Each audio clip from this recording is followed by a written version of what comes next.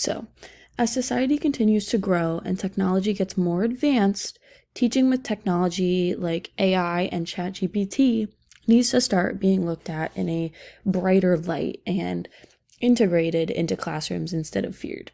For example, students can use ChatGPT to get ideas on their paper if they're ever stuck.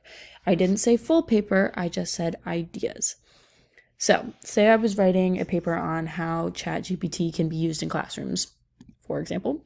Instead of typing the exact prompt and telling it to write me a paper, I could simply type, how can ChatGPT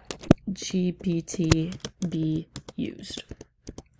And it's going to give me, we'll stop it there just for purpose. It's going to give me a bulleted list instead of a paper, and students can then build off of these ideas and incorporate their own ideas.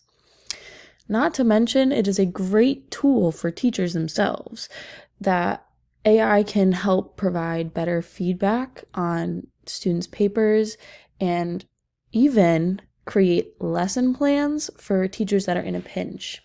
For example, if I ask it to write me a lesson plan on how to use commas, and look at that, stop right there.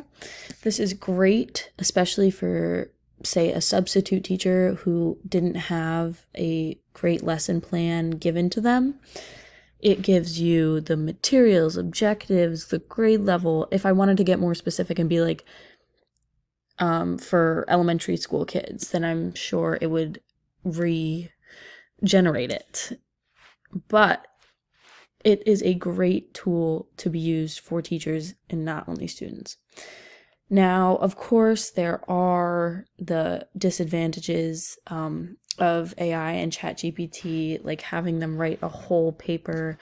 For example, write me a paper on the pros and cons of the Barbie movie.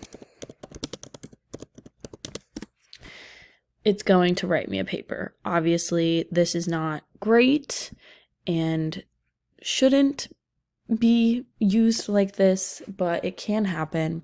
There are ways around it nowadays, but there's also a problem with students putting math problems into AI, which is not great either because they're not technically learning the material. The robot's doing the work for them. However, if AI and ChatGPT is implemented correctly in classrooms, like using it to get peer-reviewed sources, which I did last year and it worked out great, it can be a great resource in schools. Now, going to the copyright images, let's look up Barbie while we're at it.